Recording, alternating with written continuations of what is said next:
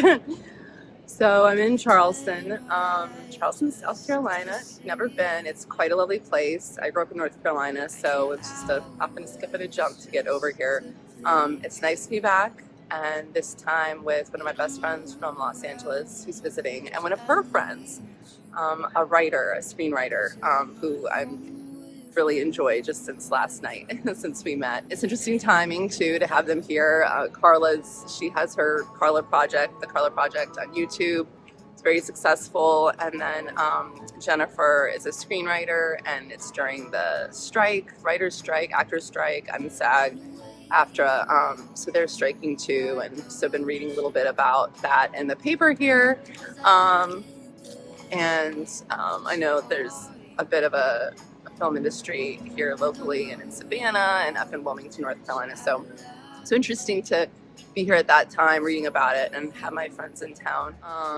It's hot. It's sticky. I forgot mosquito repellent, and like the heat, my hair is so thick and like underneath, like on the back of my neck.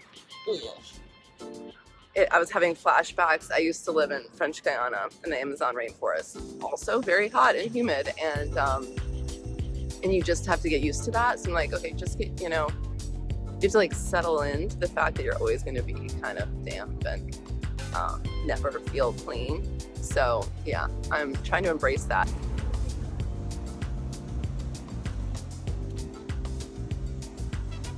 Okay, I just literally like twisted my hair and went kind of like in a bun, and it's just staying. I don't know if that's like a testament to, oh, there it does come down. I'm like, oh, is it so sticky that it just is like staying up without a hair tie? Ooh. Anyway, but it's really nice to be showing this city to people with fresh eyes. And turns out like Jennifer grew up in Ohio. We had an interesting chat about that last night, but she's been in Los Angeles for like over 20 years. And my friend Carla grew up in Los Angeles. So really fun, like just taking in their observations, both of Charleston, and then Carla was just in my hometown and was in Salem. So having conversations with her and some other folks and different people's like life experiences and the similarities and the things that would make her go like, what? Like one of my friends at dinner was like, oh yeah, like I grew up, eating frog legs, and we were all like, really? Lots of different life experiences were expressed, and it was funny. So anyways, looking forward to today. Yeah, today we are going to head to a plantation. That seems like the plan. I have like sort of mixed feelings about that. It was interesting. I just sent a text to someone who's African American. He just mentioned never intends on going to a plantation, and how people that look like him didn't fare well there. And I totally get that. I've never taken a tour here at all. They have a lot of like haunted house tours, and there's a place you can just pass in town without even touring, but it used to be a place where they sold slaves, and like that is, yeah. I don't even know what words to use. It could be a much longer conversation. So it's just, it's so lovely and charming here. The architecture is beautiful. So it's kind of like a mixed bag. And I understand how some people could feel like that is so icky and have no interest in it, or it be very triggering. But what is being presented is places that really are rich with sharing history. So I don't know. There are a lot of really good reviews on the tours, and maybe it's these places are actually disseminating helpful information to people and awareness. I don't know. We'll see. That's wonderful. When's the last time you went back? When's the last time you were back there? Thank you so much, Alberta. Yeah. Thank you. Have a great day. Nice meeting you. Bye.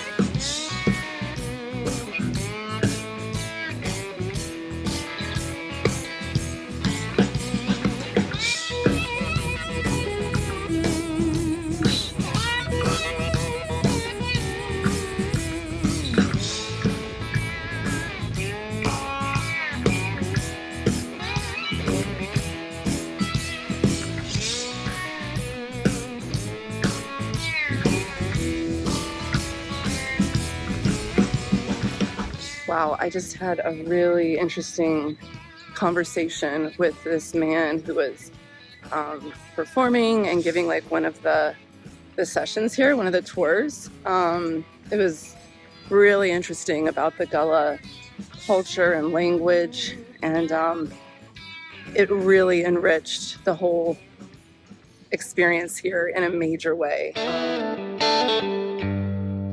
He talked about how with all these slave cabins, former slave cabins, once the slaves started,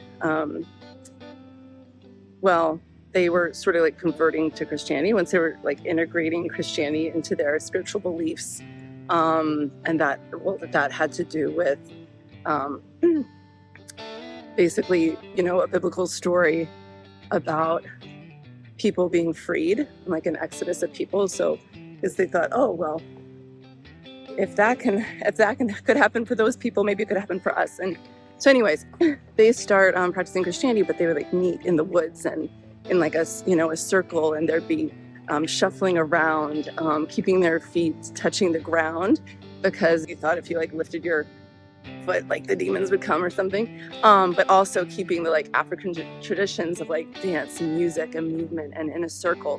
So they would do that, meeting in the woods. But when the plantation owners kind of learned that this was happening or whatever, they didn't want the chance of too much community forming out there that they didn't have eyes on, and people basically getting together and rebelling. So they made a slave home or a building that was basically like the faith house, the place where they could come together and practice their faith, and so that building was always closest to the plantation's main house, so that they kind of had eyes on them. Anyways, I'm learning some interesting things, but I had a really, really good conversation with Frank, and I'm glad that this is part of the experience here, because otherwise there'd be a lot of important things left out. So I'm going to keep exploring and see what else I can learn.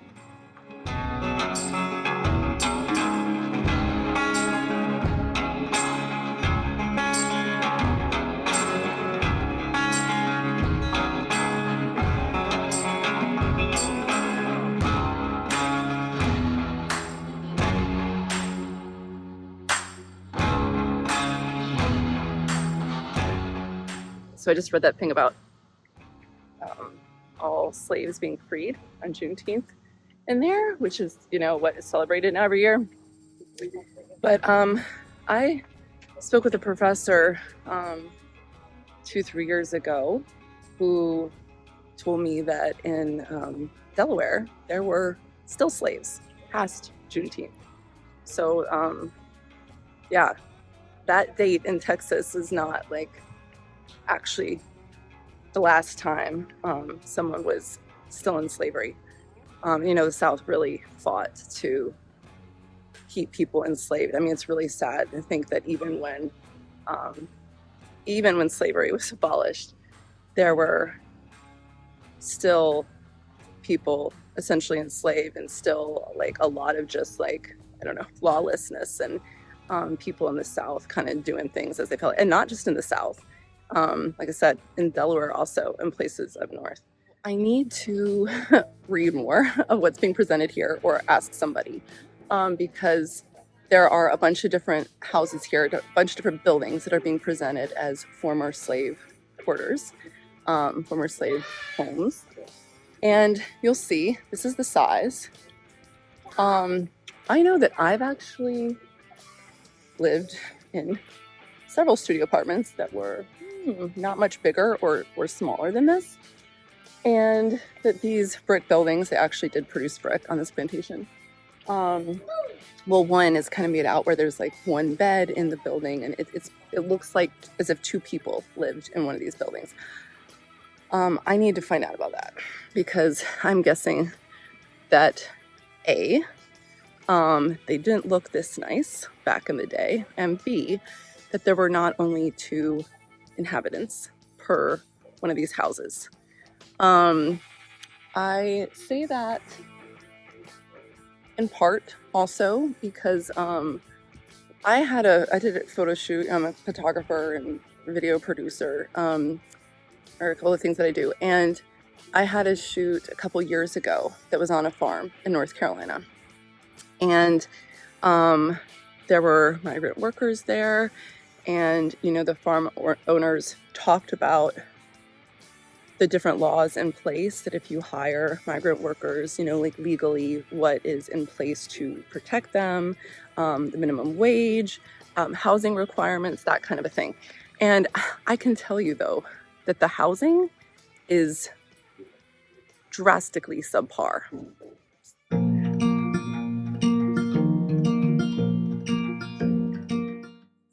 I just had another really great conversation with a woman who works here. I told her, I'm like, gosh, some of the best experiences here have actually been talking to folks that work here. She said that she grew up here, and it was just like, I grew up in Charleston, and so much of what I've been learning about today here at the plantation, you know, was not taught. She's in her 60s. She's like, you know, was not taught to her growing up, and that as she's learned a lot of the history that's shared here, it's just been really sobering. That was her word, and just that it's, you know, yeah. Anyways, it was kind of the expressions on her face. Her daughter works here too. It's just really, yeah, she was a wonderful person. But she did have answers for me. She said that in these slave houses that I showed you before, the former slave houses back there, okay. Okay, so first of all, those are original to the property, but they were from like the last, let's see, from the 1800s. So like before that, there were other homes. So they were not original to the first plantation owners, but nonetheless are original. But that up to two families would live in one of those. Can you believe that? So, as I mentioned earlier, one of them is set up with like one bed and looks like a little, I don't know, like a studio apartment. One bed. And I thought, there weren't just a couple people in this. She said up to two families, and that could have been up to 15 people. These trees are so beautiful, the live oaks and the Spanish moss that are hanging. Woo, that's hanging from them. And I always think of that Nina Simone song when I see them too. It's interesting being here. There was a British family sitting beside me during that last presentation. And I asked, like, what's it like for you being here? That's all I said. It wasn't even like a very charged, pointed question. Just like, what's it like for you being here? And the guy looked like he was maybe a teenager, probably a teenager, maybe in his early 20s. One kid, and you know. And then his sister was sitting there, and maybe 8 years old, 10, 8, something like that. You know, he said dark, basically. And I feel like she said a word like dreamy, but I don't want to put words into her mouth. But it's like, you know, the trees, the beauty here has this romance, and it's lovely in so many ways. It's an interesting experience. Being on a plantation, and the contrasting images. There are all these pictures of people that have had their weddings, you know, by the live oaks and the lovely Spanish moss. And then you think of other realities of people that have been hung in those trees over the years. This African-American man was saying that when you were a slave, you could be physically harmed by your owner. And, you know, it was their property, so of course they didn't want to destroy their property, but there was physical abuse, that the real threat was after they were freed. That it was an interesting perspective. Essentially, if you were a slave, you were protected by your owner, so they could hurt you, but you were otherwise protected. And freeing slaves then meant you were kind of fair game for harm from anyone. And well, I brought up the movie 13, the documentary, and that kind of takes from slavery times and moves forward to laws that were put in place that just perpetuated inequality, essentially. A very good documentary and books that I highly recommend.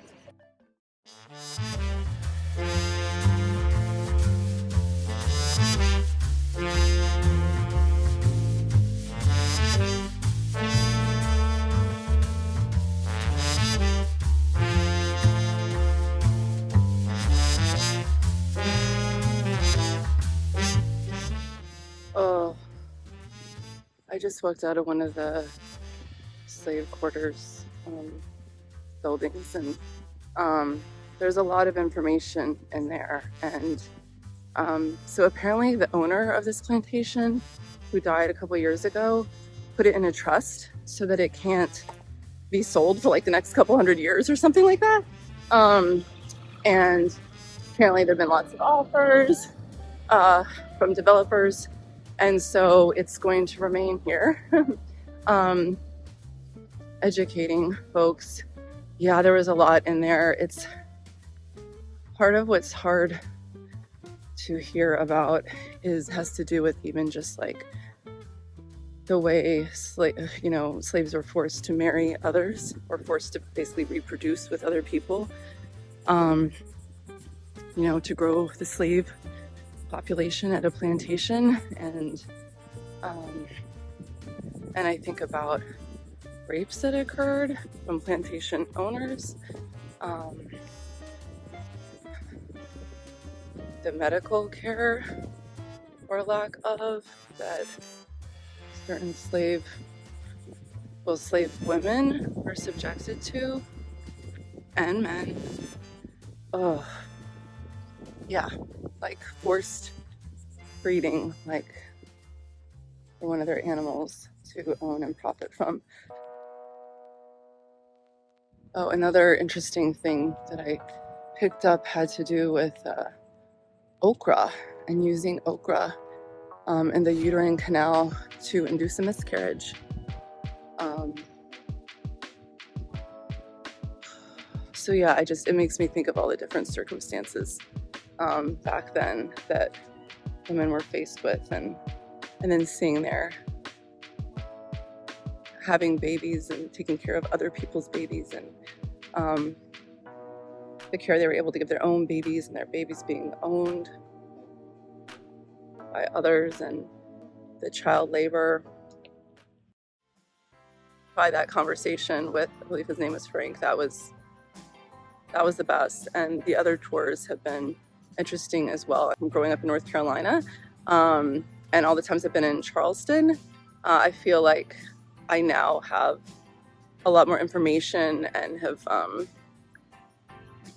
a better grasp of history, and really it was that conversation that offered a lot. And it makes, it's always good. You can only say so much in a 15-minute spiel on something, and it's his story, right? His story. It's a version. So I do want to do even more research and just continue learning, making sure I'm getting like the full picture. But I definitely have learned many things in recent years that was not covered in the educational program of North Carolina growing up in the 80s and 90s. One of the very best things about that day, as usual, were all the really interesting and heartfelt moments that I shared with strangers. Oh, that's wonderful. When's the last time you went back? When's the last time you were back there? You're used to seeing episodes where I'm in Barbados or Europe and laughing and smiling and woohoo! But my drive to travel has so much to do with connecting with people and curiously exploring, learning, gaining perspective. So as we all travel, may we take the knowledge that we've gained to create a legacy that we can be proud of.